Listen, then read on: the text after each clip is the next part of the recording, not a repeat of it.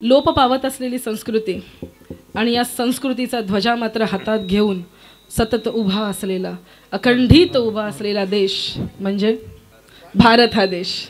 या भारत देशाची संस्कृती फार महान.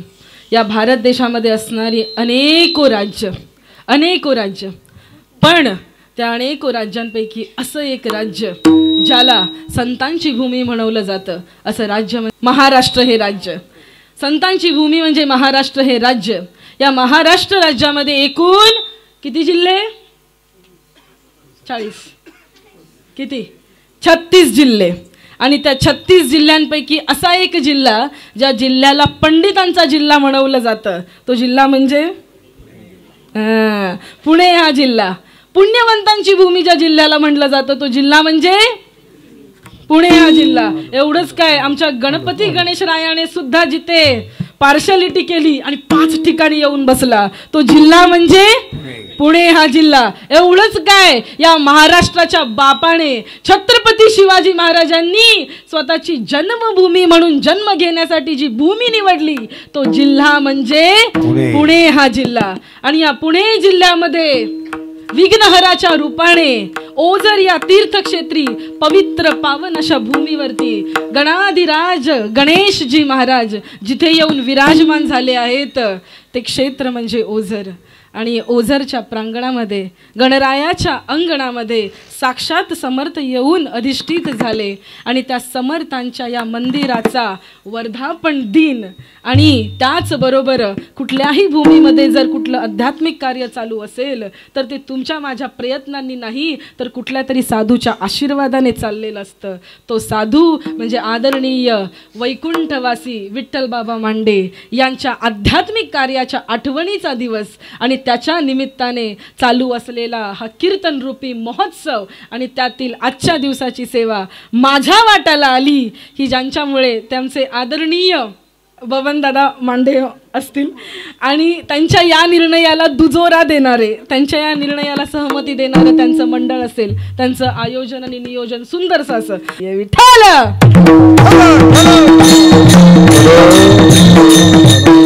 आणि या सगळ्यांच्या प्रयत्नाने सुरू असलेला हा कीर्तन रूपी महोत्सव आणि त्या महोत्सवाची आजची सेवा करूया. मी एकटी नाही, आपण सगळ्यांनी करायचे.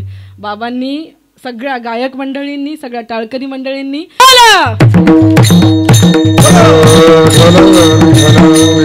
आणि अजून एक सांगू का, आता पावसाळा आहे म्हणून थोडासा येता सुचला मला दृष्टांत. पावसामध्ये निघलो आपण बाहेर बाबा, पावसामध्ये निघलो. एखाद्याला पावसात मनसोक्त भिजायचंय, मनसोक्त पावसात भिजायचंय, दुष्काळाचा भाग आहे. इमॅजिन करा, जस्ट कल्पना करा की विदर्भातला एखादा युवक आहे, त्याला पावसात छान भिजायचंय, पण त्याने जर छत्री घेतली तर तो भिजू शकेल का? त्याने जर रेनकोट घेतलं तर तो भिजू शकेल का? एक बोलू, आपण सगळेजण आज संसारातल्या अनेको आट्या पिटा सगळं बाजूला ठेवून महाराजांनी ते जेवणाची पण उपलब्धी केली. सगळं बाजूला ठेवूया, जेवण पण बनवायचं नाही, फक्त प्रार्थना करायची आणि छान कीर्तन ऐकायचंय. बरोबर आहे की नाही? मग इथे बसलेला असताना आपला अहंकार रूपी छत्री, आपली मोहमाया रूपी रेनकोट असेल. एवढंच काय मी बोलेल, माझं नाव काय आहे ना, स्वतःचं नाव सुद्धा थोडा वेळ विसरा. या परमात्म्याच्या ब्रह्मानंदामध्ये तुम्ही भिजल्याशिवाय राहणार नाही. जेथे तुझ्या कीर्तनाचा घोष,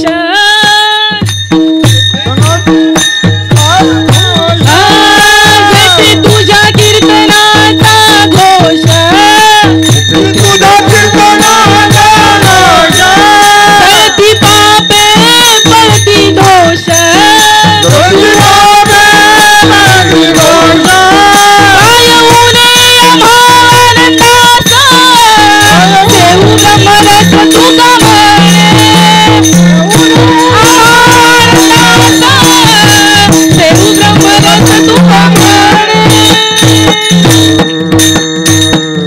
जेथे तुझ्या कीर्तनाचा घोष, जळती पापे पळती दोष, काय उणे आम्हा आनंदास आणि सेऊ ब्रह्मरस तुका म्हणे. एवढंच काय तर माऊली म्हणतात, मी आणि माझी आठवण विसरले जयाचे अंतःकरण, पार्था तो एक संन्यासी जाण निरंतर. माऊलींची क्षमा मागून बोलेल. थोड्या वेळासाठी निरंतर शब्द सुद्धा बाजूला ठेवा. एवढंच आत्ताच्या क्षणापुरतं. निरंतर नंतरची गोष्ट आहे. निरंतर कळतं ना जुन्नरवासी, अंडरस्टँड ना. निरंतर निरंतर म्हणजे कायमस्वरूपी. थोड्या वेळासाठी निरंतर शब्द बाजूला ठेवूया, पण थोड्या वेळासाठी निरंतर नाही. पार्था मी आणि माझे ऐसी आठवण विसरले जयाचे अंतःकरण. आपण स्वतः अंतःकरणातून विसरूया माझी आठवण काय, आणि या परमात्म्याच्या या आनंद सोहळ्यामध्ये सामील होऊया. विठ्ठल. जनाबाई असं म्हणायच्या, एक सिटाळी पिटली चंद्र भागे वाळवंटे. एक चिटाळी पिटली चंद्र भागे वाळवंटे. माझा ज्ञान राजा, माझा ज्ञान राजा गोपाळा सिलाय वाटे. नामदेव कीर्तन करी पुढे देवनाचे पांडुरंग. नामदेव कीर्तन करी पुढे देवनाचे पांडुरंग. नाहं वसामि वैकुंठे योगिनां हृदयीरवो मद भक्ता यत्र गायन्ति तत्र तिष्ठामि नारदा. मी कुठेच नसतो, मी कुठेच नसतो. माझा जर पत्ता विचारला तर मी वैकुंठात नसतो. जे योगीजन इतके दिवस तपश्चर्या करतायत त्यांच्या अंतःकरणात काय, त्यांच्या दृष्टीसही मी पडत नाही. परंतु जेथे माझे भक्त कीर्तन करत असतात ना, तेथे मी असा कमरेवर हात ठेवून तिष्ठत उभा असतो. कोण म्हणतंय? पांडुरंग परमात्मा बोलतोय. मग तुम्ही म्हणाल, ताई आम्ही आत्तापर्यंत कधी या परमात्म्याला पाहिलं तर नाही. कुठे आहेत ते? Anywhere here? इथे कुठे आहेत का? एक सांगू का कसं दिसतो तो? त्याच्यासाठी दृष्टांत देऊन सांगते. ऐकताय ना तुम्ही माझं? लेकरं बाळ सगळ्यांचा विचार बाजूला ठेवा. बघा ते लेकरू कसं बघतंय. हा, हे मोठं होऊन महाराज होऊ शकतं. विठ्ठल. तर एक असतो पांगळा आणि एक असतो आंधळा. दोघं मित्र असतात बरं का. शाळेमध्ये गेलेले असतात. शाळा सुटते. शाळा सुटल्यानंतर आता घरी जातात.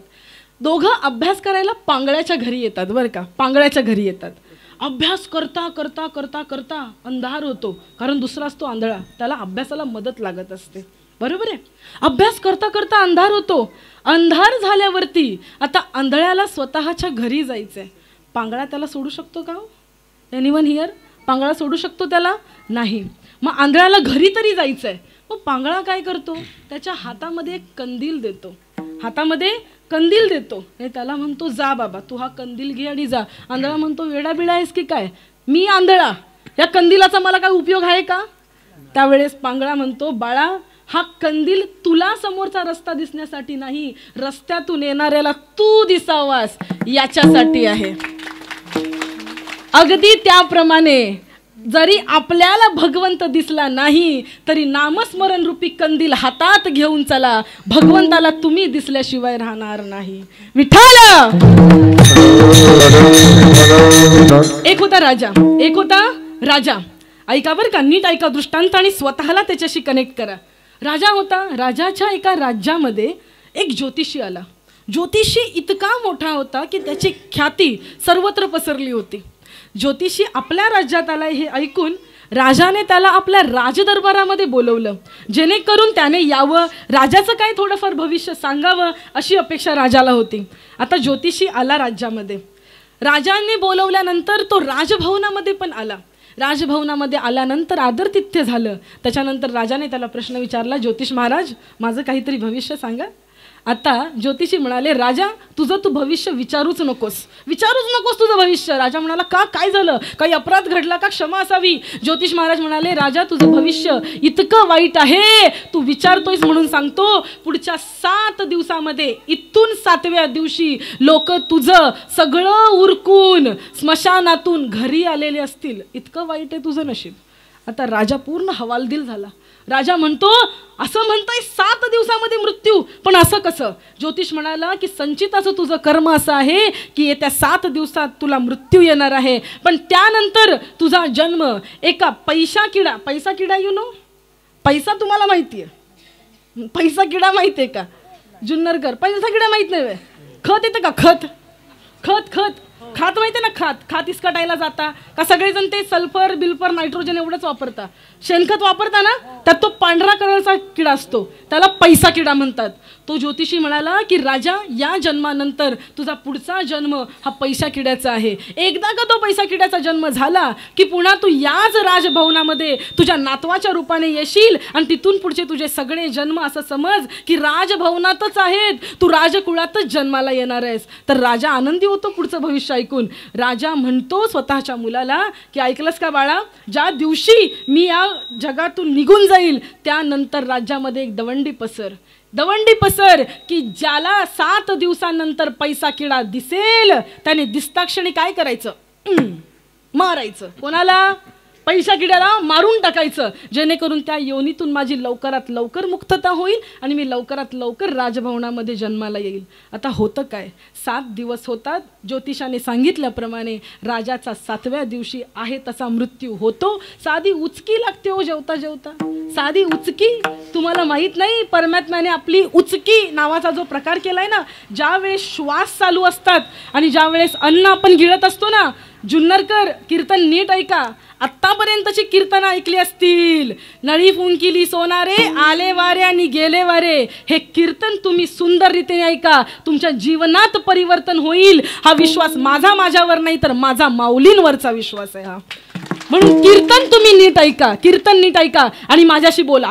आता होतं काय, राजाचं सगळं उरकून सगळेजण परत येतात राजभवनामध्ये. आता राजकुमार तो स्वतःच्या राज्याभिषेकामध्ये एवढा व्यस्त होतो की तो विसरून जातो की आपल्या पिताश्रींनी काहीतरी दवंडी पसरवायला लावलेली आपल्याला. असेच काही महिने निघून जातात. त्यानंतर एक दिवस राजकुमार न्हाणीघरामध्ये, बाथरूम यू अंडरस्टँड ना, राजकुमार जो आता राजा झालाय तो न्हाणीघरामध्ये आंघोळ करत असतो. आंघोळ करता करता त्याचं लक्ष सहज जातं, खाली एक पैसा किडा असतो. तो पैसा किडा बघून त्याला वाटतं, ओ माय गॉड, आपल्या बाबांनी आपल्याला सांगितलेलं काय, पिताजींनी सांगितलं होतं पैसा किडा मारायची, दवंडी पसरवायची. दवंडी पसरवूया नंतर, आता ह्या किड्याला तरी मारूया. म्हणून राजकुमार काय करतो, पाय उचलतो आणि किड्यावर देणार. तितक्यात काय होतं, तो किड्याला वाचा फुटते, किडा बोलायला लागतो. कारण किडा फार स्पेशल असतो. तो किडा कोण असतो, राजभवनातून मेलेला राजा राजभवनाच्या प्रांगणातच पैसा किडा म्हणून जन्माला आलेला असतो. तो किडा बोलायला लागतो आणि म्हणतो, अरे थांब, मला मारू नकोस. राजकुमार बघायला लागतोय कुठून आवाज येतोय. किडा म्हणतो, इकडे बघा, इकडे मी बोलतोय. राजकुमार म्हणतो, कोण तुम्ही? तो म्हणतो, मी तुझा पिताजी बाप आहे, मी तुझा बाप. तो म्हणतो, पिताजी साक्षात तुम्ही? तो बोलला, मला माहिती आहे तू दवंडी पसरवली नाहीस, पण बरं झालं बरं का. तो म्हणतो, का? पिताजी मारतो ना तुम्हाला, म्हणजे तुमचा या क्षीण योनीतून मुक्तता होईल तुमची आणि तुम्हाला नवीन जन्म राजभवनात मिळेल. किडा म्हणतो, नको नको नको, मारू नको. का पिताजी, का नको मारू? अरे तुला काय सांगू, या किड्यांच्या जगातला मी राजा आहे, राजा. मी खुश आहे इकडे, मी या जगात सुद्धा राजा आहे. अरे एवढंच नाही, तुझी ती आई आहे ना आत्ताची, ती लय वच करायची, खूप बडबड करायची. पण माझी आत्ताची बायको, तिला तर बोलताच येत नाही आणि ती सुंदरही फार आहे. त्याच्यामुळे मला याच्यातून मुक्तता देऊ नकोस. माझा दृष्टांत संपला. मला सांगा, त्या योनीमध्ये सुख होतं का? आपल्याला जाणीवच नाही आपल्या दुःखाची. पशु काही पाप पुण्य जाणती, पशु काही पाप पुण्य जाणती, उत्तम मध्यम भोग भोगिती, उत्तम मध्यम भोग भोगिती.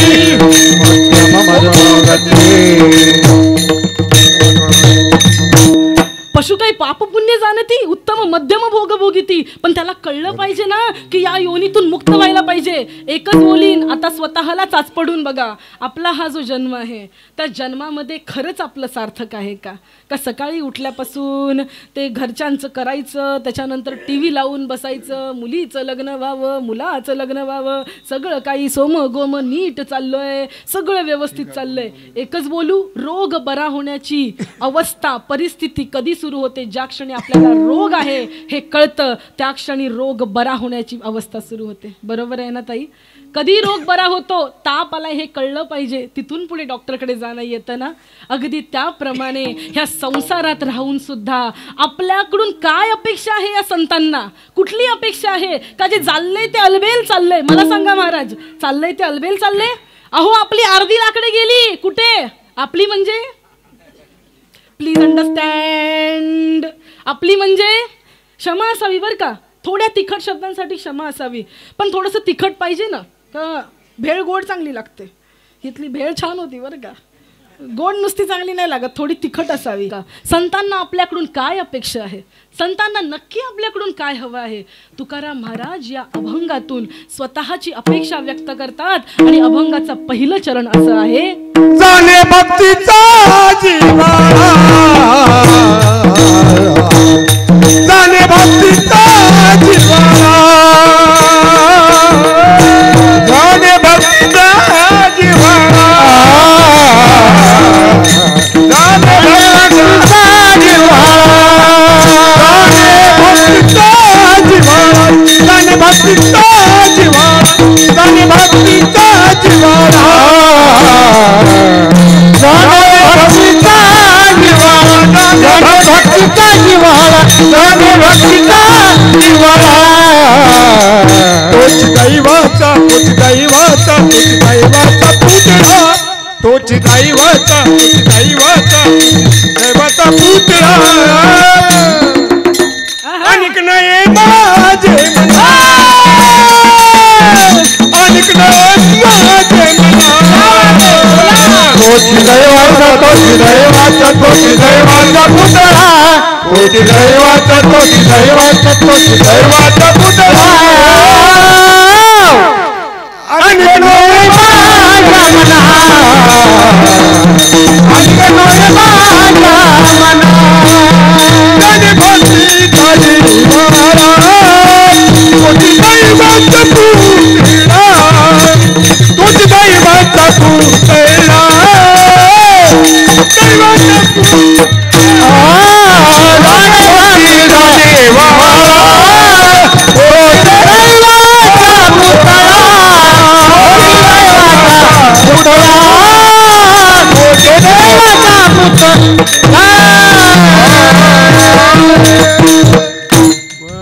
वा वा, क्या बात आहे. जाणे भक्तीचा जिव्हाळा, तोची दैवाचा पुतळा. कसला पुतळा बनवलाय? मातीचा, लाकडाचा, सोन्याचा, धातूचा? कसला पुतळा बनवलाय? दैवाचा पुतळा. कधी ऐकलाय का तुम्ही? एकच सांगेन, आपल्या संतांनी कधी भौतिक वस्तूंचे पुतळे बनवण्यामध्ये विश्वास नाही ठेवला. आपल्या संतांनी जर बनवले असतील तर ते गुणांचे पुतळे बनवलेत. पंढरपूरचा निळा लावण्याचा पुतळा, पंढरपूरचा निळा लावण्याचा पुतळा, विठू देखी येईला डोळा बाई येवो, विठू देखी येईला डोळा बाई येवो, पंढरपूरचा निळा लावण्याचा पुतळा. कसला पुतळा बनवला? लावण्याचा पुतळा. राजस सुकुमार मदनाचा पुतळा, रवी शशिकळा लोपलिया, रवी शशिकळा लोपलिया, कैवल्याचा पुतळा प्रगटला भूतळा, कैवल्याचा पुतळा प्रगटला भूतळा.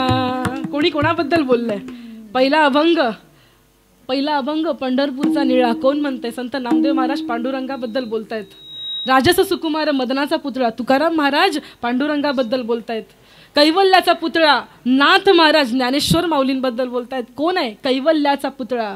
कैवल्यस्य नाम हा केवलम, जो केवळतेच्या नामापुढे जातो, फक्त केवल आहे एवढंच जाणून असतो, त्याला कैवल्य म्हणतात बरं का. कशाला कैवल्य म्हणतात? कैवल्य म्हणजे काय? कैवल्य साम्राज्य चक्रवर्ती नेहमी म्हणतो आपण. कोणाला? नीलमताईंना. कोणाला म्हणतो? जुन्नरवासियांना नाही ना. मग कोणाला? पुणेकरांना.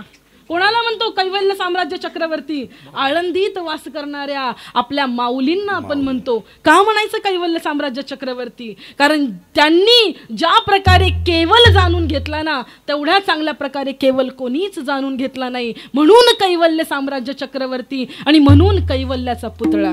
जितका पांडुरंग सुंदर दिसतो ना, तितकं सुंदर लावण्य तर एखाद्या सुंदर युवतीमध्ये सुद्धा नसतं. म्हणून लावण्य जर असावं तर कसं? साक्षात पांडुरंगासारखं असावं. म्हणून लावण्याचा पुतळा, मदनाचा पुतळा कोण? पांडुरंग.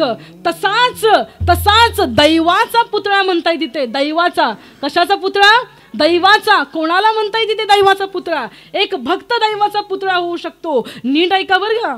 कीर्तन फक्त यासाठी नसतात की जी फक्त यायचं आणि तुम्हाला असं वाटेल विठ्ठल विठ्ठल विठ्ठल विठ्ठल केलं की आपल्याला पुण्य भेटेल. क्षमा असावी. विठ्ठल विठ्ठल असं बोलून कोणाला पुण्य मिळत नसतं. आणि असं जर पुण्य मिळालं असतं ना, एवढी लोकसंख्या वाढली नसती. कसं काय? म्हणजे मला असं वाईट काय बोलायचं नाहीये. अहो सगळेच मुक्त झाले असते ना. त्यामुळे इथे आल्यानंतर ना थोडासा विचार करायचा असतो. सगळ्यांना डोकं दिलंय बरं का, सगळ्यांना. महाराज 1000 बिलियन सेल न्यूरॉन्स आपल्या मेंदवामध्ये असतात. पांडुरंगाने खूप सुंदर रीतीने आपल्याला बनवून पाठवलंय. आपण फक्त एवढंच करतो, वरची केस सुंदर बांधण्यामध्ये आपण आयुष्य घालवतो.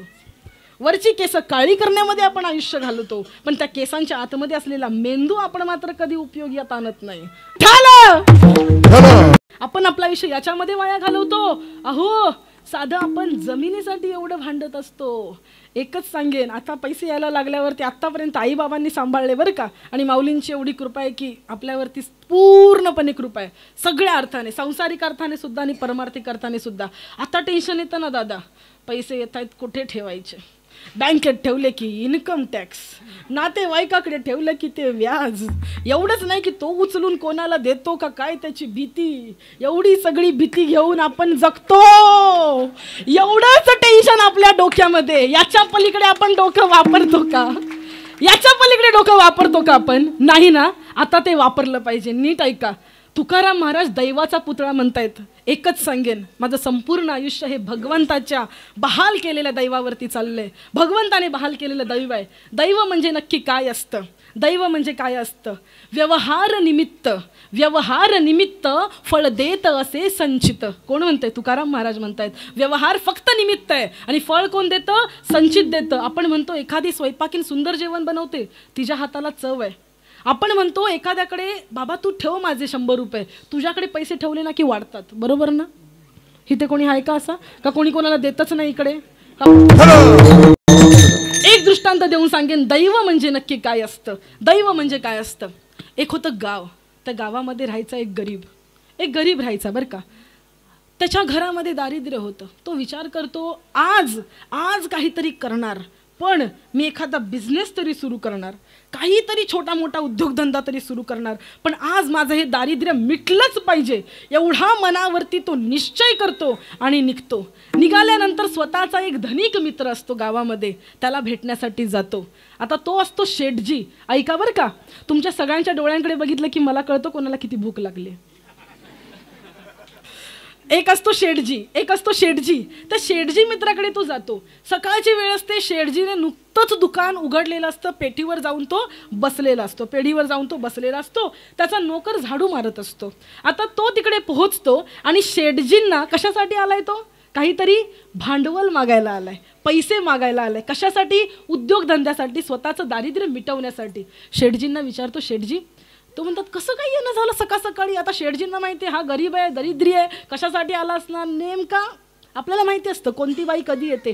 काय ग सखू, काय करत्यास? बाई ग तेवढे 10 रुपये दिले असते तर बरं झालं असतं ग, पाहुणे आली त्या घरात. आहेत की नाही इकडे कोणी? विठ्ठला. शेठजींना माहिती हा काय आलेला आहे. शेठजी म्हणतात काय नाही, बस चहा घे आणि आपला निघ. तो म्हणतो असं नाही शेठजी, आज मी ठरवलंय, आज मी निश्चय केलाय की आज काही ना काहीतरी उद्योगधंदा मी सुरू करणार आहे शेठजी, तुमच्याकडून मदतीची अपेक्षा आहे. शेठजी म्हणतो अरे तुला मी काय देऊ, काय आहे माझ्याकडे. तो म्हणतो शेठजी तुम्ही काही वर्षांपूर्वी धंदा सुरू केला, तुमच्या हाताला यश आहे शेठजी, थोडं का होईना मला भांडवल द्या. शेठजी मनातल्या मनात विचार करतो ह्याला पैसे द्यायचे नंतर ते वसूल करत बसायचे, कोणी सांगितलं एवढा उताठ्याप करायला, त्यापेक्षा जाऊ दे ना, काय द्यायलाच नको. तो म्हणतो काय नाही माझ्याकडे, काय नाही माझ्याकडे. तो म्हणतो असं नका करू शेठजी, काहीतरी मला द्या. शेवटी शेठजींचं लक्ष जातं आत्ताच नोकरांनी झाडू मारून ठेवलेला आहे, सुपलीमध्ये कचरा भरून ठेवलाय, त्या कचऱ्यामध्ये एक मेलेलं उंदीर असतं. काय असतं? बायकांचा आवडीचा धीर, उंदीर. उंदीर मेलेला असतो. शेठजी काय करतो, शेपटीला पकडतो आणि उंदीर त्याला देतो आणि म्हणतो हा घे उंदीर आणि समज हे भांडवल आहे. आता शेठजींकडे आपण प्रण करून आले काहीतरी भांडवल घेऊन जायचं. अखेर तो मेलेला उंदीर शेपटीला पकडतो आणि शेठजींना म्हणतो शेठजी आता ह्या उंदरालाच भांडवल करतो. शेवटी उंदराची शेपटी घेऊन असा उंदीर हलवत हलवत तो तिथून निघालेला आहे. कशाने? रस्त्याने निघाला. आता या उंदरापासून भांडवल कसं निर्माण करायचं? समोरून एक व्यक्ती चालत येते, ती विचारते त्याला की काय आहे? उंदीर आहे. मेलेला आहे का? हो मेलेला आहे. मग मला देशील का? तो अरे मेलेला उंदीर तुला कशाला? तो म्हणतो देईन ना तुला उंदीर मी, पण एकच अट आहे, त्याला मी विकत देईन कारण माझं हे भांडवल आहे. तो बोलतो दे ना, विकत दे ना. अरे पण मेलेला उंदीर तुला कशाला? अरे काय झालंय, मी एक मांजर पाळले काही दिवसापासून, आता ते मांजर आजारी पडलंय, आता त्या आजारी पडलेल्या माणसाला नाही बरं का, मांजराला आता बसल्या जागी खायला द्यायचंय ना, म्हणून मेलेलं उंदीर पाहिजे. आणि ती काय खाते? नॉनव्हेज. मांजर खाते काय? विठाल.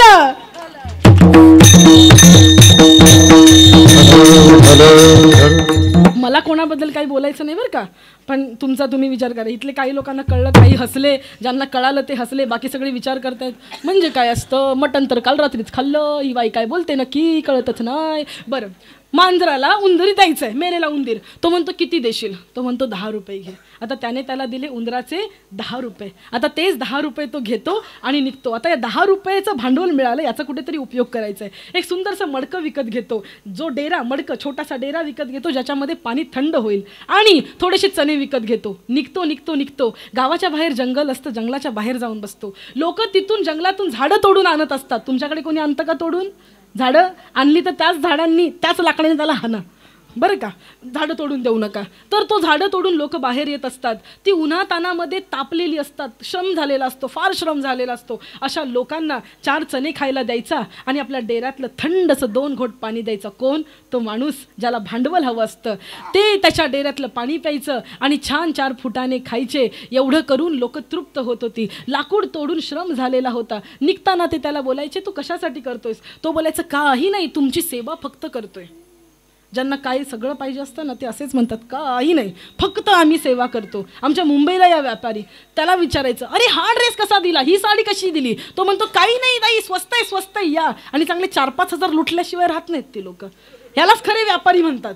तो म्हणतो काही नाही, फक्त तुमची सेवा करायची. सगळे लाकूडतोडे विचार करतात की याचे आपण काहीतरी उपकार घेतले, ते फेडले पाहिजेत ना, म्हणून सगळेजण आपल्यातली 2-2 लाकडं त्याला द्यायला लागतात. किती?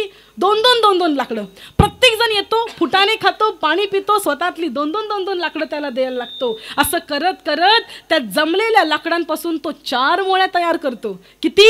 4 मोळ्या. आता 1 मोळी 10 रुपयाची. किती रुपये झाले? 40 रुपये झाले. आता एका दिवसात 10 रुपयाचे मेलेल्या उंदराचे जो 40 रुपये बनवतो, तो वर्षाला किती कमवत असेल? कॅल्क्युलेटर ऑन झाले का तुमचे? वर्षाला किती कमवत असेल? 2च वर्षामध्ये तो धनिक झाला. 2च वर्षाच्या 40 रुपयाच्या भांडवलावरून तो धनिक झाला. धनिक झाल्यानंतर ज्या शेठजींनी आपल्याला मेलेला उंदीर भांडवल दिलं, त्याच शेठजीला त्याच आकाराचा तसाच सोन्याचा उंदीर तो गिफ्ट म्हणून देतो, भेट म्हणून देतो. याला म्हणतात दैवाचा पुतळा. व्यवहार निमित्त आणि फळ देत असे संचित. विठ्ठल. आपल्या आयुष्यामध्ये आपण दैवाचे पुतळे आहोत का? आपल्या आयुष्यामध्ये आपल्या हाताला कधी यश येतं का? एकच सांगेन, या संपूर्ण अभंगामध्ये तुकाराम महाराजांनी 2 प्रकारची भाग्य सांगितली आहेत. एक भाग्य आहे परमार्थातलं भाग्य आणि दुसरं भाग्य आहे संसारातलं भाग्य. तर तुकाराम महाराजांनी या संपूर्ण अभंगामध्ये 2 प्रकारचं भाग्य सांगितलं आहे. एक भाग्य आहे संसारातलं भाग्य आणि दुसरं भाग्य आहे परमार्थातलं भाग्य. नीट ऐका बरं का. आयुष्य जगण्यासाठी खूप मोठी प्रेरणा मिळेल आपल्याला, कारण आपण सगळे स्वामी समर्थांचे भक्त आहोत. त्यामुळे स्वामी समर्थांनी सांगितलेलं आज काही तुम्हाला सांगणार आहे. एक आहे परमार्थातलं भाग्य, दुसरं आहे संसारातलं भाग्य. काही लोक अशी असतात की ज्यांना संसारातलं भाग्य नसतं पण परमार्थातलं भाग्य असतं. काही अशी असतात की ज्यांना संसारातलं भाग्य असतं पण परमार्थातलं भाग्य नसतं. काही लोक असे असतात की ज्यांना परमार्थाचंही भाग्य असतं, संसाराचंही भाग्य असतं. आणि काही इतके कर्मदरिद्री दलिंदर असतात की ज्यांना परमार्थाचंही भाग्य नसतं आणि संसाराचंही भाग्य नसतं. चौथ्या प्रकारचा वर्ग आधी सांगेन. आत्ता या क्षणी इथे कीर्तन होत आहे. सगळ्यांनी मतदान केलेलं आहे, शांतपणे मतदान केले. काय खायचं ते खाल्लंय, काय प्यायचं ते पिलंय, सगळं केलेलं आहे. एवढं करून सुद्धा जरा तरी वाटलं का मनाला निर्लज्जांच्या की यावं आणि कीर्तनात बसावं? जरा तरी वाटलं का? जरा तरी वाटलं का? असतील ना तुमच्याकडे अनेक लोक बसलेले, असतील ना? आणि एवढं मी ठामपणे सांगू शकते, गाव येताना म्हणून हल्ली मी बघायला लागले. मी पूर्वी कीर्तन आधीपासून करते तेव्हा मी गावं बघत नव्हती. आता मी मुद्दामून गावं बघते. गावाची वेस बघितली ना की गावाची लोक कशी आहेत ते कळतात. आता तुमचं गाव एवढं समृद्ध दिसतंय. मला एक सांगा, संसाराच्या दृष्टीने ते कोणी कमकुवत आहे का? अजिबात नाही. मग परमार्थाच्या दृष्टीने कर्मदरिद्री लोक घरामध्ये बसलेत ना, त्याला म्हणतात संसारही नाही आणि परमार्थही नाही विठ्ठल. अशी काही लोक असतात की ज्यांना फक्त संसाराचं भाग्य असतं पण परमार्थातलं भाग्य नसतं. अनेक श्रीमंत आपण बघतो मुंबईमध्ये, त्यांची मुलं शेवटी आत्महत्या करतात. खूप पैसा आहे, खूप पैसा आहे. रोज डिस्कोला जातात, रोज ड्रग घेतात, दारूच्या आहारी आहेत, नशेमध्ये आहेत. पण संसाराचं भाग्य आहे पण परमार्थातलं भाग्य अजिबात नाही. आणि तिसरा वर्ग आहे ज्याच्यामध्ये आपली सगळी संत मंडळी येतात. जवळजवळ सगळी संत मंडळी येतात ज्यांना परमार्थाचं भाग्य आहे पण संसाराचं भाग्य नाही. विठ्ठल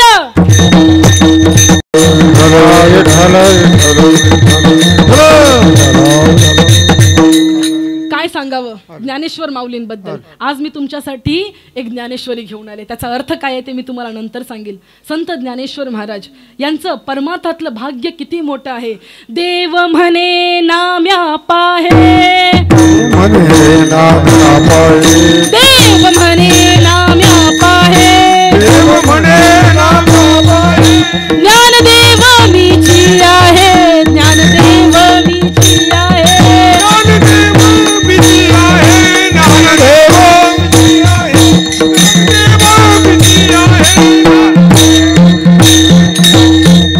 प्रत्यक्षात देव नामदेवांना म्हणतायत, देव म्हणे नाम्या पाहे, ज्ञानदेव मीची आहे, तो आणि मी नाही दुजा, ज्ञानदेव आत्मा माझा. कोण म्हणतं? साक्षात परमात्मा बोलतोय नामदेव महाराजांना. प्रसंग सगळ्यांना माहिती असावा की ज्या वेळेस नामदेव महाराज पंढरपूर शेती राहत होते आणि ज्ञानदेव महाराजांच्या, ज्ञानेश्वर माऊलींच्या मनात आलं. ऐकताय ना सगळे जुन्नरवासी? ऐका बरं का, खूप सुंदर प्रसंग आहे. आता ज्ञानेश्वर माऊलींच्या मनात आलं आहे की तीर्थयात्रा करावी. तीर्थयात्रेला जात असताना आपण काय करतो? आपला जवळचा मित्र पकडतो ना, तिला विचारतो ना, अगं बाई इथेच का तू? बाई 1000 रुपयेच भरायचे आहेत. काशी बनारसी वृंदावन सगळं मिळतंय, 1000 रुपयेच भरायचेत. जातो ना विचारायला आपण आपल्या मैत्रिणीला, बरोबर आहे की नाही? तुम्ही जमा करता की नाही 4-5 चांडाळ चौकटी? तसंच म्हणजे हे आत्ताच नाही आहे बरं का, हे जुनं आहे बरं का, हे जुनं आहे. तसं संत ना संतांची मांदियाळी जमा करतात, संतांची मांदियाळी जमा करतात. ज्ञानेश्वर माऊलींच्या मनात आलं की आता जर तीर्थयात्रा करायची आहे तर आपण संत नामदेवांना का बरोबर घेऊ नये. मग नामदेव महाराजांच्या घरी जातात. कार्तिकीची वारी होते. कार्तिकीची वारी झाल्यानंतर नामदेव महाराजांच्या घरी गेलेत. कशासाठी? की हे नाम्या येतोस का तू पण तीर्थयात्रेला? पण नामदेव महाराज म्हणतात काही झालं तरी पंढरपूर सोडणार नो नो नो नो ना ना ना ना ना ना ना. कोण? नामदेव महाराज. आता नाही कसं म्हणायचं, एवढे मोठे ज्ञानेश्वर माऊली आपल्या दारात येऊन विचारतात की येणार का नामदेवा तुम्ही तीर्थयात्रेला? नामदेव महाराज म्हणतात येईन, पण माझं कसं आहे माहिती आहे का, माझं माझ्यावर नसतं, आमचे हे सांगतात. आमच्या ह्यांना विचारते, बाईला जेव्हा काय पैसे बिसे द्यायचे नसतात ना तेव्हा ती म्हणते माझ्याकडे काही नसतं ग, आमच्या ह्यांच्या हातात सगळं असतं. बरोबर ना? हो म्हणतायत. विठ्ठल. बायका एक खूप भोळ्या असतात बरं का, खूप भोळ्या आणि खूप प्रेमळ असतात. ऐका पुरुषांनो, खूप प्रेमळ असतात. हा, येता जाता तरी तुम्ही ओरडता. तर आता तो म्हणतो, नामदेव महाराज म्हणतात की माझं माझ्या हातात काही नाहीये, पांडुरंग परमात्मा जसा म्हणेल ना तसंच मी वागतो. तर आपण काय करूया, पांडुरंग परमात्म्याला विचारूया. ज्ञानेश्वर महाराज म्हणतात चला उशीर कशाला, निघूया आपण दोघं पण निघतात आणि पांडुरंगाच्या दरबारात येतात. आता गरुड काय, गरुड खांब आठवला, गरुड खांबाजवळ दोघं जण उभे आहेत. पांडुरंग परमात्मा विचार करतोय, दुपारची वेळ आहे, भोजन बिजन सगळं नैवेद्य अर्पण करून झालंय, दोन्ही संत मंडळी आलेत, कशासाठी आलेत? नामदेव महाराज म्हणतात तुम्हीच सांगा कशासाठी आलोय. ज्ञानेश्वर महाराज म्हणले थांबा जरा, पांडुरंगा आता तूच सांग बाबा, मला जायचंय तीर्थयात्रेला, नामदेव महाराजांची संगत असावी अशी माझी इच्छा आहे, तर तू जरा सांगशील का त्यांना? पांडुरंग म्हणतो अरे नामदेवा नक्की काय प्रॉब्लेम आहे, का जात नाही? नामदेव महाराज म्हणतात की अरे त्यांच्यावर जायला मला काहीच अडचण नाही, पण त्यांच्याबरोबर गेलं तर तुझा वियोग घडेल ना. त्यावेळेस पांडुरंग परमात्मा म्हणतात तो आणि मी नाही दुजा, ज्ञानदेव आत्मा माझा, त्यांच्याबरोबर जाणं म्हणजेच माझ्या बरोबर जाणं आहे, हे नाम्या तू विसरू नको. एवढं भाग्य माऊलींचं मोठं. अहो एवढंच कशाला सांगायचं की ज्या माऊलींच्या स्पर्शाने रेडा उद्धरला त्या रेड्याचं मंदिर बांधलं असावं, त्या रेड्याचं मंदिर बांधलंय, बरोबर ना? तुमच्याच इथे आळ्याला, हो ना, आळ्याला रेड्याच्या समाधीचं मंदिर आहे. तिकडे माऊलींचा स्पर्श होताच प्रत्येक निर्जीव वस्तूमध्ये सुद्धा चैतन्य यावं, इतकं परमार्थातलं भाग्य. पण त्या ज्ञानेश्वर माऊलींना जेव्हा ते देहामध्ये होते त्यावेळेस राहण्यासाठी घर नव्हतं. सिद्ध बेटावरती पर्णकुटी करून राहावी आणि ज्ञानेश्वर माऊलीने त्याच्यामध्ये वास करावा. मला सांगा, संसाराच्या दृष्टीने हे चांगलं लक्षण आहे? स्वतःचं घर नाही. दुसरी गोष्ट, स्वतःचे आई वडील लहानपणीच निघून गेले, त्यांनी आत्मदान केलं. कशासाठी? मुलांना न्याय मिळावा. मला सांगा, संसाराच्या दृष्टीने हे चांगलं आहे? अजिबात नाही. पण परमार्थातलं भाग्य किती मोठं. अरे एवढंच काय, आज मी सांगेन, आज ज्ञानेश्वर माऊलींच्या नावावरतून प्रत्येक कीर्तनकाराच्या तिजोऱ्या भरल्या, पण त्या आमच्या ज्ञानेश्वर माऊलींना घरामध्ये अन्न शिजवण्यासाठी भांड नव्हतं. भोपळा सुकवून त्यातला गर काढून त्याच्यामध्ये धान्य साठवायचं आणि एका त्या कपलीमध्ये अन्न शिजवावं. एवढं दुर्भाग्य आमच्या ज्ञानेश्वर माऊलींचं होतं. जास्त कशाला सांगायचं, तुकाराम महाराजांची गोष्ट सगळ्यांना माहिती आहे. आपली जेवढी काही संत मंडळी आहेत तेवढ्या सगळ्या संत मंडळींचं जरी संसारातलं भाग्य कमी होतं तरी परमार्थातलं भाग्य हे अहोभाग्य होतं. आणि आमचे नाथ महाराजांचं तर काय सांगायचं, संसारातलं भाग्य तर होतच होतं, पण परमार्थातलं भाग्य सुद्धा होतं. साक्षात पांडुरंगाने 12 वर्ष नाथ महाराजांच्या घरी पाणी वाहिलंय. किती वर्ष? 12 वर्ष. घरामध्ये जहागिरी आहे आणि घरामध्ये रोज 100 ते 150 माणसांचं पुरणपोळ्यांचं जेवण व्हायचं. कोणाच्या घरी? नाथ महाराजांच्या घरी. दोन्ही प्रकारचं भाग्य होतं. मग हे दोन्ही प्रकारचं भाग्य आपण कसं मिळवायचं असतं बघा बरं. कीर्तनाचा अभंग फार सुंदर आहे. संसारिक दृष्टीने सुद्धा आणि परमार्थिक दृष्टीने सुद्धा कशा प्रकारे आपण संपन्न होऊ शकतो याचं मर्म आपण काय करू नये हे दुसऱ्या चरणामध्ये सांगत आहेत. माझे मना अनिक नये माझ्या मना अनिक नये माझ्या मना अनिक नये माझ्या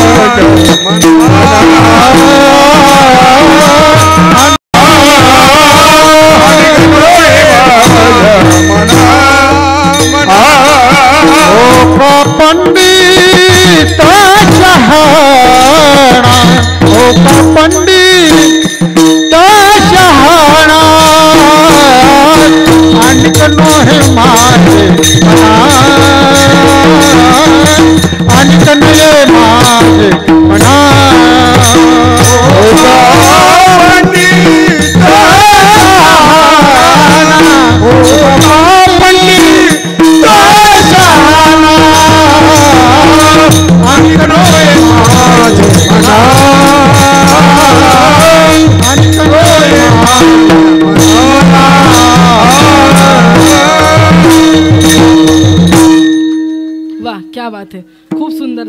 खूप सुंदर. अनिक नोहे मात. ऐका, किती पण त्रास होऊ द्या, किती पण त्रास होऊ द्या, देहावरती राहू नका, थोडं अंतःकरणावरती या बरं का. शब्दांचा माझा अर्थ नीट घ्या. तुम्ही सगळे परमार्थातली लोक आहात म्हणून हे तुम्हाला सांगते. देहावर राहू नका, अंतःकरणावरती या. आपल्याकडून जी भक्ती होते ती खऱ्या अर्थाने भक्ती आहे का मला सांगा. खऱ्या अर्थाने भक्ती आहे का मला सांगा. एक सांगेन, ज्या क्षणी शरीर आपण धारण केलं त्या क्षणी शरीर म्हणजे मलमूत्राचा बांधा. नुसतं एवढंच नाहीये तर शरीर आलं की अहंकार हा आलाच. घर माझं, मुलगी माझी, सून माझी, मुलगा माझा. प्रत्येक क्षणी एकच सांगेन साधना, आज रोज करा, आजपासून रोज करा. प्रत्येक वाक्य बोलत असताना आपण मी हा शब्द किती वेळा वापरतो एवढं बघायचं. बघा बघा, नंतर मला फोन करून सांगा. मी हा शब्द, माझं हा शब्द, मी करेन, माझं हे असं, मला ते असं, मलाच का केलं, मीच कोण आहे, हे सगळे शब्द आपण किती वेळा वापरतोय हे बघा. हा अहंकार आपल्यामध्ये किती आहे एकदा चेक करून बघा. आपल्या आणि भक्तीमध्ये जर काही मोठी तफावत, मोठी भिंत उभी असेल तर ती भिंत म्हणजे अहंकाराची भिंत आहे. मी एक सांगू, जोपर्यंत देह आहे, कोऱ्या कागदावरती लिहून देते कारण माझ्या गुरूंनी सांगितलेलं वाक्य आहे की जोपर्यंत शरीर आहे तोपर्यंत अहंकार जाणार नाही. मग करायचं काय. जोपर्यंत शरीर आहे तोपर्यंत अहंकार जाणार नाही. मग करायचं काय. अहंकार कशाचं बीज आहे. काम, क्रोध, लोभ, मोह, माया, मद, मत्सर, जे सगळे षडरिपू आहेत त्या सगळ्याचं बीज फक्त अहंकार आहे. कसं सांगू. काम का उद्भवतो. काम, मी इतकी सुंदर आहे, मी इतका हँडसम, मी पुरुष आहे, काम उद्भवला ना. मी सुंदर आहे, काम उद्भवला. क्रोध उद्भवला, मीच सुंदर आहे सगळ्यात, दुसरं कोणी आहे का इथे. आहे का कोणी इथे. आहे का कोणी. तू स्वतःला समजतेस काय. क्रोध उद्भवला. काम, क्रोध, लोभ, मोह, माया, मद, मत्सर. सरासा विचार करून बघा, सगळ्यांचं बीज एकच आहे, ते म्हणजे अहंकार. जोपर्यंत शरीर आहे तोपर्यंत अहंकार जाणार नाही. मग नक्की करायचं काय. ऐका, काम, क्रोध, लोभ, माया, मद, मत्सर जाणार नाही तर त्या सगळ्यालाच उचलायचं आणि असंच्या असं पांडुरंगाच्या चरणावरती अर्पित करायचं. पांडुरंगाला लावायचं, चॅनलायझिंग करायचं. मी तो हा विचार विवेक शोधावा, मी तो हा विचार विवेक शोधावा, मी तो हा विचार विवेक शोधावा, तो हा विचार विवेक शोधावा.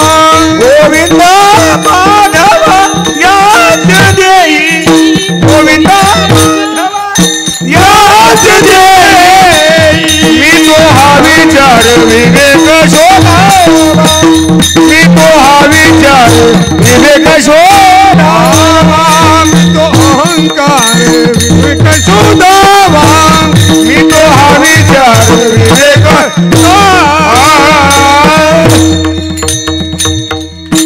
ऐका नीट. ज्ञानेश्वर माऊली म्हणतात, अतेंद्रिय परी भोगवीन इंद्रियां परी.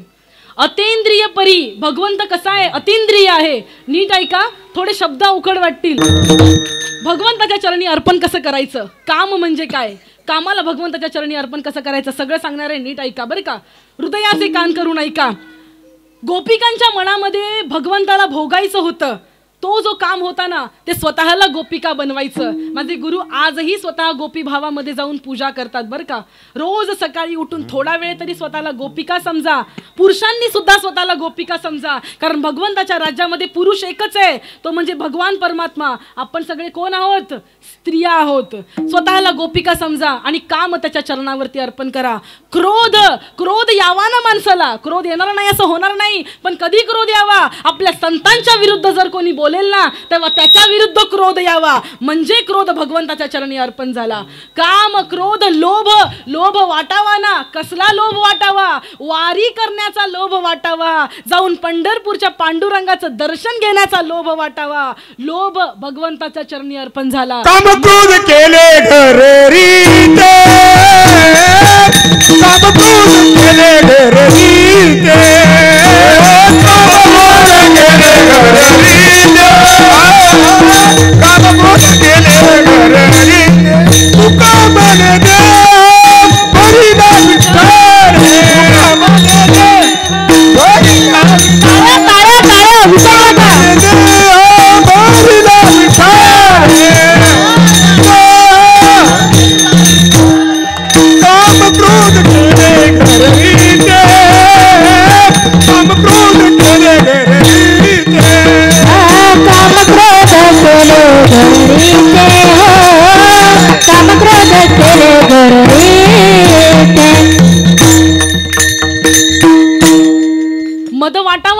मध कसला वाटावा, पिबत राम रस चढी खुमारी. कोणता मध आहे? हा मध नामाचा आहे. मध कळतं ना? मध मध म्हणजे मस्तावलेला माणूस असतो ना. तुम्ही कधी श्रीमंत माणूस बघितलाय का? जुन्नरमध्ये नक्कीच बघितले असतील. श्रीमंत माणूस तो ना एवढंच करतो, कडक कपडे घालतो आणि एवढंच. असा नाही तो उभा राहत, तो कधी असा नाही उभा राहत.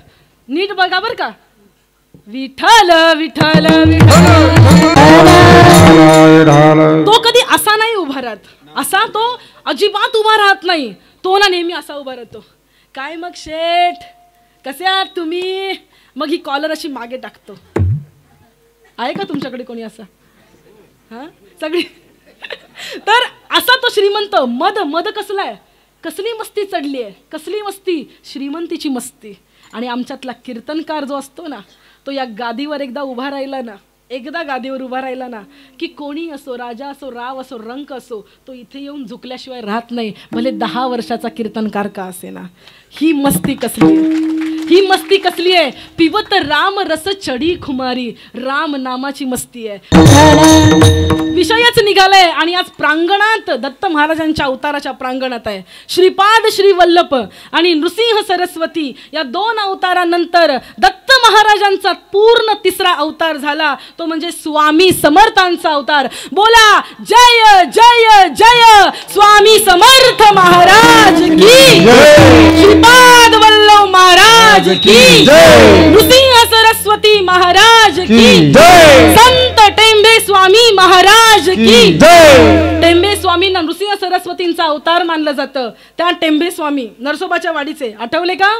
टेंबे स्वामी, त्यांच्या चरित्रातली छोटीशी कथा येते, ऐका. दत्त अवताराची कथा आहे. टेंबे स्वामींचं काय व्हायचं ऐका बरं का. तुम्ही सगळी साधक मंडळी आहात म्हणून सांगते. मनुष्याचं होतं काय नक्की? सुरुवातीला नामस्मरण करता करता हळूहळू कर्म शुद्ध व्हायला लागतात. कर्म शुद्ध होता होता चित्त शुद्ध व्हायला लागतं. चित्त शुद्ध होता होता नाम परावाणीपर्यंत पोहोचायला लागतं. परावाणीपर्यंत पोहोचलेलं नामही नंतर निघून जातं. ओठ न हाले, जिव्हा न फिरे, मुख न कहे राम, राम हमारा जप करे, हम बैठे आराम. अशी अवस्था प्राप्त व्हायला लागते. आणि ज्या क्षणी मुखातून आणि अंतःकरणातून नामही निघून जातं, त्या क्षणी निर्विकल्प नावाची समाधी लागते, ज्याच्यामध्ये विचारांचा एक शेषही नसतो, विचार नसतात. आणि ती समाधी ज्याला प्राप्त होते त्याला ब्रह्मस्थिती असं म्हणतात. टेंबे स्वामींची एवढी मोठी साधना होती, एवढे संस्कृत ग्रंथ त्यांनी रचले. गुरुचरित्रावरची पहिली टिप्पणी ही टेंबे स्वामींनी लिहिलेली आहे. तिथेच राहून तुम्ही जर गेला तर टेंबे स्वामींचं मंदिर बाजूला लागतं, जिथे त्यांचे फोटो लावलेले आहेत की कशा प्रकारे त्यांनी गुरुचरित्रावरती संक्षिप्त टिप्पणी लिहिली होती. एवढे ग्रंथ लिहिल्यानंतर सुद्धा टेंबे स्वामींना निर्विकल्प समाधी लागत नव्हती. आम्ही सगळे प्रयत्न करतो बरं का, इमाने एतबारे प्रयत्न करतो. तुम्ही पण प्रयत्न करा ही समाधी लागण्याचा. होतं बरं का. हळू आपण पायऱ्या चढत जातो. खूप अनुभव यायला लागतात, खूप अनुभव येतात. आता एवढा वेळ नाही सांगायला, पण मी टेंबे स्वामींचं चरित्र तुम्हाला सांगेन. काय झालं? समाधी लागत नव्हती. इतकं चांगलं करतोय तरी समाधी काही लागेना झालंय. रात्रंदिवस बसतोय तरी समाधी लागेना. अखेर त्यांनी दत्त महाराजांसमोर टाहू फोडला की महाराज, माझं नक्की काय चुकलं म्हणून माझी समाधी लागत नाही. दत्त महाराजांनी स्वप्नात येऊन दृष्टांत दिला की ऐकलंस का? नृसिंह सरस्वतींनी, दत्त महाराजांनी स्वप्नात येऊन सांगितलं, हे वासुदेवानंद सरस्वती टेंबे स्वामींचं नाव, हे वासू ऐकलंस का तू? अरे तुझ्याकडून एक चुकी झालेली आहे. काय चुकी झाली आहे? अरे याच देहात असताना पूर्वी एका घरात तू राहायचास, त्या मालकाचे 6 आणे देणं बाकी आहे. काय? त्या मालकाचे 6 आणे देणं बाकी आहे, म्हणून तू एवढे प्रयत्न आणि एवढे ग्रंथ लिहून सुद्धा तुला समाधी लागत नाही. टेंबे स्वामी सकाळी उठले आणि काय केलं असेल हो? पहिली बस पकडली, मालकाच्या घरी गेले. मालक जिवंत नव्हता. त्याच्या मुलाच्या हातामध्ये 6 आणे दिले आणि तिथेच खाली मांडी घालून बसले आणि टेंबे स्वामींना निर्विकल्प समाधी प्राप्त झाली. आपली कर्म आपल्याला वाटतं आपण बोलतो, माझी जाऊ न गळ्यात 5 तोळ्याचं मंगळसूत्र घालते आणि वडिलांना 500 रुपये देत नाही. आपण म्हणतो माझा भाऊ ना बायकोवर उडवायला त्याच्याकडे पैसा आहेत त्याच्याकडे बायकोवर उडवायला, आणि बापाला कोण पोसणार? मी देतो ना महिन्याला 200 रुपये. आपल्याला वाटतं हे शब्द सहज निघून जातात. लक्षात ठेवा, मुखातून निघालेला प्रत्येक शब्द आपले कर्म बनत असतात. प्रत्येक शब्द आपले कर्म बनत असतात. तुम्ही आता बसलाय ना, शेजारच्या मांडीला जर तुम्ही असं खुपसलं असेल ना, लक्षात ठेवा पुढच्या जन्मात ती काय बनवून येईल आणि कशी कशी कुठे कुठे काय काय करेल ते लक्षात ठेवा.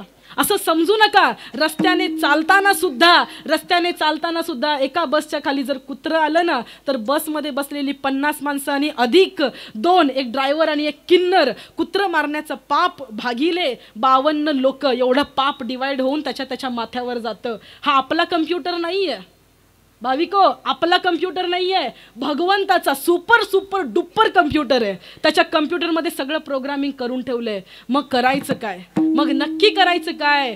नाम घेता चालो चाली यज्ञ प्रत्येक पाऊली, नाम घेता चालो चाली यज्ञ प्रत्येक पाऊली, नाम घेता ग्रासो ग्रासी तो नर जेवून उपवाशी, तो नर जेवून उपवाशी. हेच मर्म तुकाराम महाराज 3ऱ्या चरणात. नामरूपी जडले चित्त, नामरूपी जडले चित्त, नामरूपी जडले चित्त, नामरूपी जडले चित्त, नामरूपी जडले चित्त, जडले चित्त, नामरूपी जडले चित्त, नामरूपी जडले चित्त. दासानी ऐक, देखा दासानी ऐक,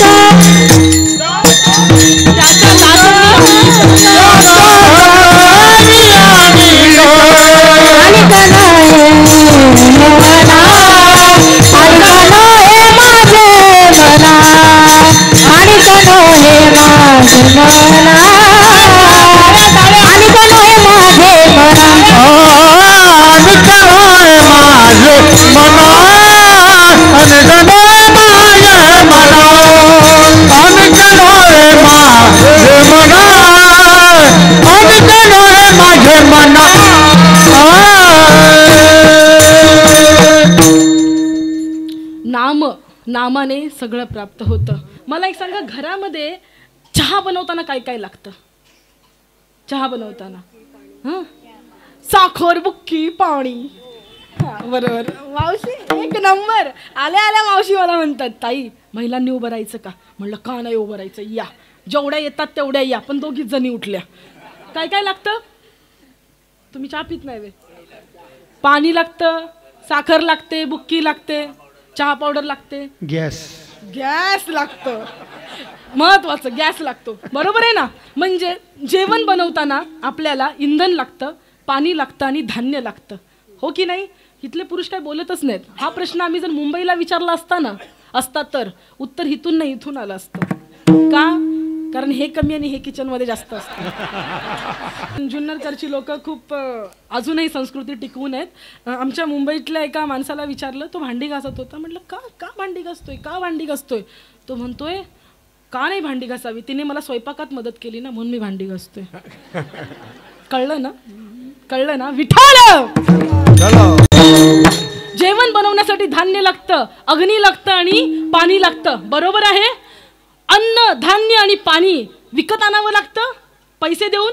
बरोबर आहे का? इथे सगळेजण वाटतात.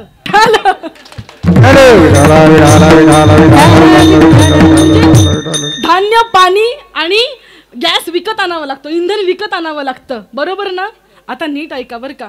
परमार्थाच्या क्षेत्रामध्ये जर धान्य, गॅस आणि पाणी हे काय असेल, तर भक्ती, ज्ञान आणि वैराग्य या 3 गोष्टी लागतात. आणि ह्या जर विकत आणायच्या असतील तर एकच चलन चालतं, ते म्हणजे नामाचं चलन चालतं. जर ज्ञान हवं असेल, नाम घ्यायचं, भक्ती हवी असेल, नाम घ्यायचं. एवढं सगळं करून जे वैराग्याला प्राप्त झाले ते वैराग्य शिरोमणी म्हणतात की नामानेच सगळं मिळतं. कशामुळे? नामामुळे. एकच चलन आहे ते म्हणजे नामाचं. तर नाम घेणार ना? विठोबा रखुमा. आणि हे नाम कशातून प्रकट होतं? तुकाराम महाराज अभंगाच्या शेवटच्या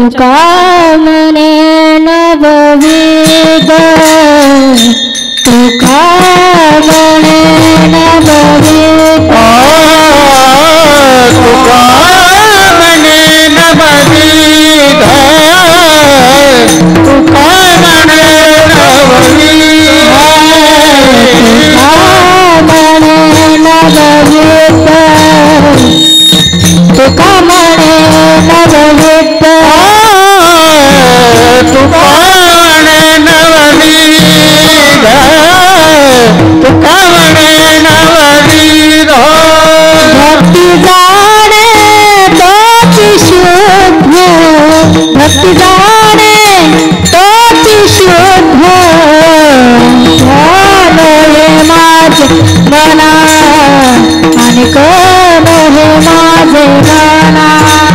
भक्ती जाणे तोची शुद्ध भक्ती जाणे तोची शुद्ध मनोरे माझे मना अनेक नोरे माझे मना पंडित शाहना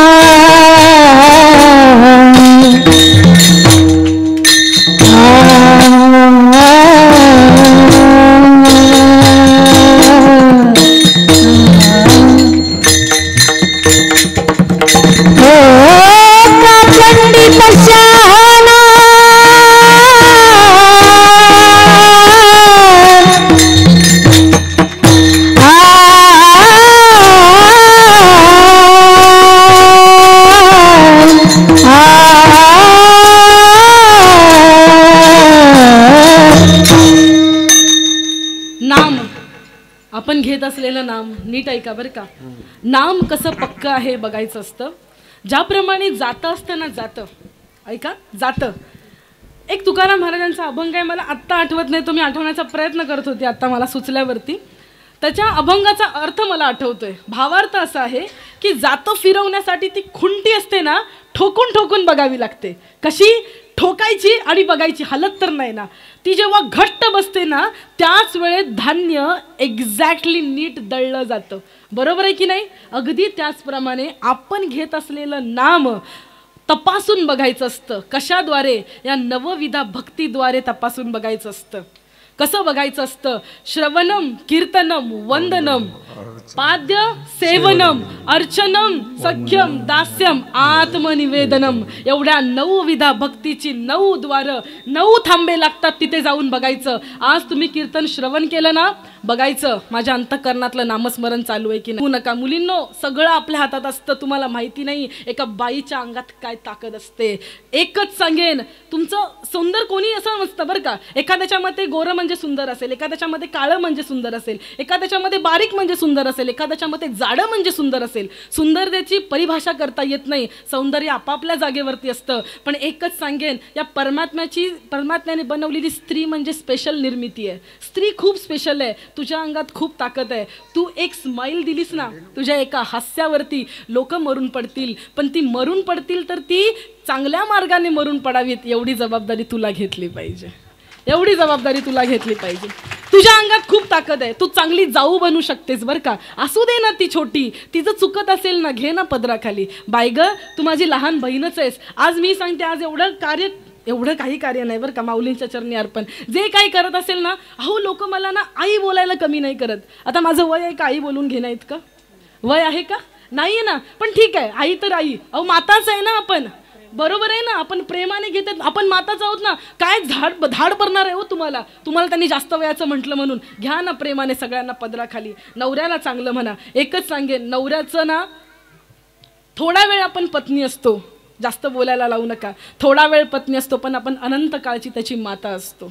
अनंत काळची माता असतो. आई त्याला फक्त दूध पाजते, पण उरलेलं आयुष्यभर या नवऱ्यांना आपण जेवण खाऊ घालत असतो. ते प्रेमाने घाला. ज्या भावनेने जेवण बनवाल ते जेवण राहणार नाही, ते प्रसाद बनेल. आणि रोज जर प्रसाद त्यांना जेवायला घातला तर ही देव नाही होणार का? हे देवच होतील ना. त्यामुळे सगळ्यात पहिला गुरु जर बायकांच्या आयुष्यात असेल, महिलांच्या आयुष्यात असेल, तर तो स्वतःचा पती आहे. आणि त्याला जर खुश करायचं असेल तर 4 शब्द त्याचे ऐका, मग स्वतःचे 10 शब्द त्याच्याकडून ऐकून करून घ्या स्वतःचे. एवढं बायकांनो लक्षात ठेवा. त्याच्याही पुढे जाऊन तरुणांना सांगेन की कितीही बाहेरचा पिझ्झा खा, काही खा, पण आता दिवाळीत बनणाऱ्या लाडवाची गंमत कशाला आहे का? तुका म्हणे पतिव्रता तुझी देवावरी सत्ता, तुझी देवावरी सत्ता, तुझी देवावरी सत्ता.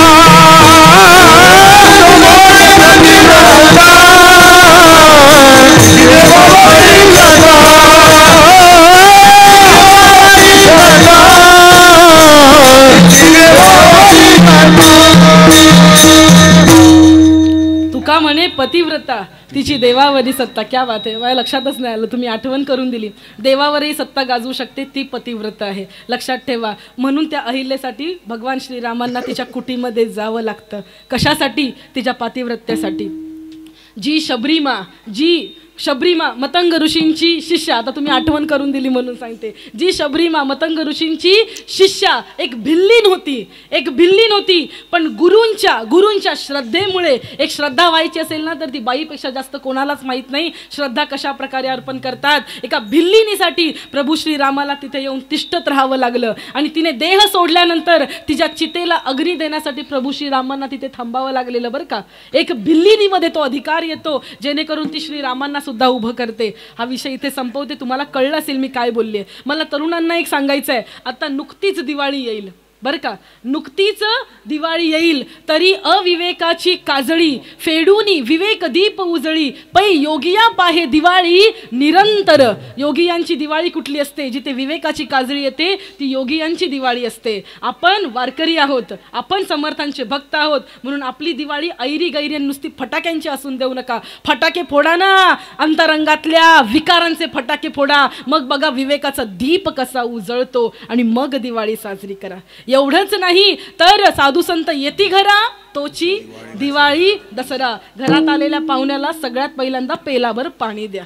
महिलांनो लक्षात ठेवा, मुंबईतली ही संस्कृती निघत चालली आहे. कोणीही असो, अहो मी तर घरात सेल्समन आला ना कोणी तरी त्यांना म्हणते, दादा बसणार, पाणी घेणार, त्यांना विचारा, पाणी विचारा, त्याने पिलेला एक घोट सुद्धा तुमचं कर्म बनतंय, विसरू नका.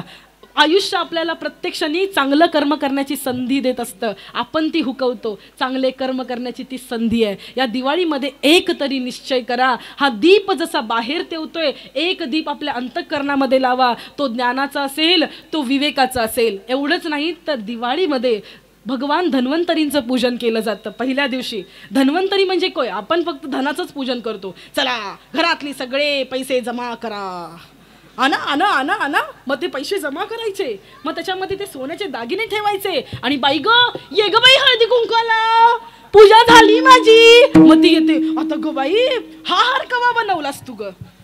ती पूजा नसते करत, ती हार बघत असते, ती बघत असते किती नोटांचे गट्टे ठेवलेत. धनाची नुसती पूजा नसते, भगवान धन्वंतरींची पूजा केली जाते. धन्वंतरी म्हणजे कोण आहेत? देवांचे सुद्धा जे डॉक्टर आहेत ना, वैद्य, ते म्हणजे धन्वंतरी आहेत. सध्याचा जमाना असा होत आलाय की आत्ताच्या जमान्यामध्ये आपण ॲलोपॅथीच्या गोळ्या खाऊन खाऊन स्वतःचं पोट म्हणजे केमिकलचं भंडार करतोय. कधीच जास्त गोळ्या खाऊ नका, आयुर्वेदाची साथ धरा. आपण म्हणतो गोमाता गोमाता गोमाता, तुमच्या सगळ्यांना शक्य आहे म्हणून सांगते, घरामध्ये एक तरी गाय पाळा. ती पण अशी नाही जाफराबादी बिप्राबादी नाही, जर्सी जर्सी असली गाय नका पाळू. म्हस असते, जाफराबादी म्हस असते, बरोबर आहे महाराज. तर एकतरी गाय बाळगा, गीर जातीची गीर आहे. आणि अजून गावठी गाय जी बारीक असते ना एकदम, ती वाली गाय बाळगा. का करायची सांगू का तुम्हाला मी? ऐका बरं का, त्याचं एक सायंटिफिक रिझन आहे. जपानवरती हिरोशिमा नागासाकीवरती जो अणुबॉम्बचा हल्ला झाला, त्या अणुबॉम्बच्या हल्ल्यानंतर बरं का, बोलणारी व्यक्ती ही एक सायंटिस्ट आहे, हे लक्षात ठेवून नीट ऐका बरं का. जो अणुबॉम्बचा हल्ला झाला त्याच्यामधून निघणारी अतिनील किरण त्यांच्या अनुवंशिक DNA वरती सुद्धा त्याने आघात केला आणि त्यांच्या आत्तापर्यंतच्या पिढ्या सगळ्या बर्बाद झाल्या, सगळ्यांच्या DNAचं वाटोळ झालं. एवढी त्या किरणांमध्ये ताकद होती. अणुबॉम्बची ताकद. तुम्हाला एक सांगू, त्या अणुबॉम्बपासून निघालेली जी किरणं आहेत, त्या किरणांचा सामना कोण करू शकतं? तुम्ही जर घरात बसला ना आणि ती किरणं आली तर तुम्हाला घरातल्या भिंती वाचवू शकत नाही. तुम्ही जर लोखंडाचं घर बनवलं ना तरी आणि ती किरणं आली, अणुबॉम्ब पडला देशावरती, तरी तुम्हाला ती किरणं वाचवू शकत नाही. तुम्ही किती पण महागातलं प्लास्टिक आणून लावा तरी तुम्हाला ती किरणं वाचवू शकत नाही. आणि आत्ता झालेला हा नवीन रिसर्च आहे की शेणाने सारवलेली भिंत, शेण कुठलं? देशी गाईचं शेण. त्या शेणामध्ये एवढी ताकद आहे की त्या शेणाने सारवलेल्या भिंतीमध्ये ती ताकद आहे की एवढी घाणेरडी अणुबॉम्बची किरणं सुद्धा ते शेण ॲब्झॉर्ब करून घेतं. महाराज माहित नाहीये आपल्याला. लोकांना असं वाटतं की Indian culture is nothing, Indian culture काहीच नाही आहे. पण मी एक सांगेन, इंडियन कल्चर हे सोन्यासारखं आहे. सोन्यासारखं शब्दार्थाने सोन्यासारखं आहे बरं का. सोनं हा असा धातू आहे की जो सगळ्यात महागडा आहे. सोनं हा असा धातू आहे की जो सहज नरम होतो. लोखंडासारखा नाही आहे, असा एकदम घट्ट नाही आहे. सोनं सहज नरम होतं आणि जेवढं वापरतात तेवढं उजळत जातं. आपली भारतीय संस्कृती तशी आहे. आपल्या भारतीय संस्कृतीचा आधार घ्या. लोकांना असं वाटतं आपण यज्ञ करतो ते चुकीचे आहेत. नीट ऐका बरं का. ऋषी पंचमीचा उपवास करत असताना शेणी जाळून आपण जे दूध उतू घालवतो ना, त्याचा पण अर्थ आहे. एकच सांगेन, आता जे ग्लोबल वॉर्मिंग होत आहे, ज्याच्यामध्ये ओझोन वायूचं प्रमाण कमी झालं आहे, टोपोस्फिअरच्या वरती ती ओझोन वायूचा लेअर आहे तो कमी होतोय. कशामुळे? फ्रीजमधून येणारा जो वायू आहे ना, CFC, समजून घ्या, CFC क्लोरोफ्लोरोकार्बन, तो वर जातो आणि ओझोनला खाऊन टाकतो तो वायू. मग आपण जी समिधा वाहतो ना, यज्ञामध्ये समिधा वाहतो, शेणी जाळून जो धूर तयार होतो ना, त्या धुरामध्ये एवढी ताकद आहे जी नवीन ओझोन वायू बनवते. ओझोन वायू बनवते. म्हणजे ग्लोबल वॉर्मिंग थांबवण्याचं कार्य पूर्वीच्या काळी यज्ञ करायचे. म्हणून भारतीय संस्कृती श्रेष्ठ आहे. म्हणून भारतीय संस्कृती श्रेष्ठ आहे. किती पण तरुणांनो तुम्ही बाहेर वावरा, माझं अजिबात असं मत नाही की तुम्ही प्रगती करू नका, प्रगती करा. पण किती पण तुम्ही मर्सिडीज घेतली तरी बैलगाडीतून फिरण्याची मजाच काही और आहे.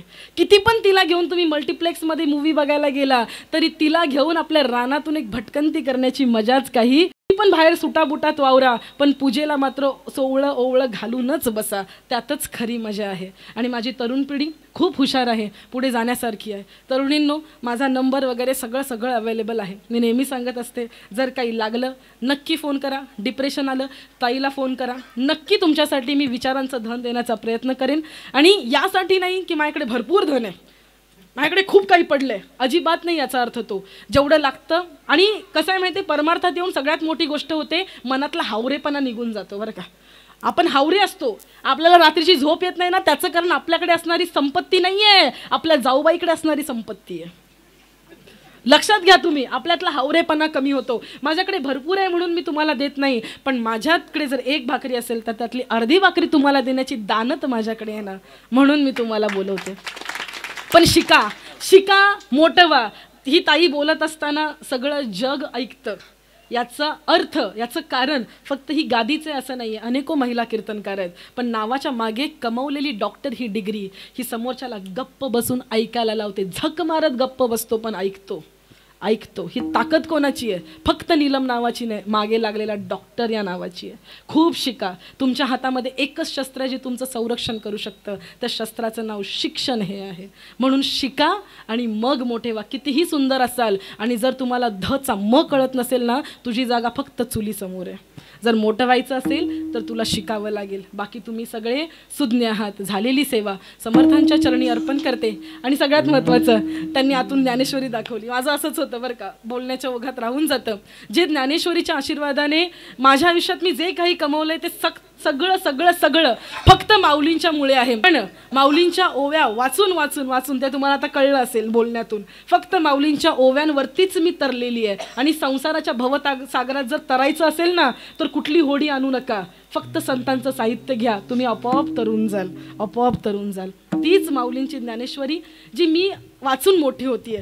झालेली नाही झाली असं म्हणणार नाही, खूप मोठं व्हायचं आहे. कारण मला पण तुकाराम महाराजांसारखं अनुरेणुया ठोकडा तुका आकाशा एवढा, मला पण ते अनुभवचं आहे. त्या बाबतीत मी खूप हावरी आहे बरं का, त्या बाबतीत खूप हावरी आहे. तर महिलांनो, सगळी साधना करा. रोज सकाळी पुरुषांनो तुम्ही सुद्धा 5 ओव्या तरी या ज्ञानेश्वरीच्या वाचायच्या आणि मग दिवसाला सुरुवात करायची. किसी की क्या हिम्मत तेरा बाल भी बाका करने की, तेरे पे संकट भी नहीं आ सकता, किसी की कुछ भी हिम्मत नहीं है, सिर्फ इस ज्ञानेश्वरी का आसरा ले ले. आणि सगळ्यांनी आयुष्यामध्ये कुठली तरी एक साधना पकडा.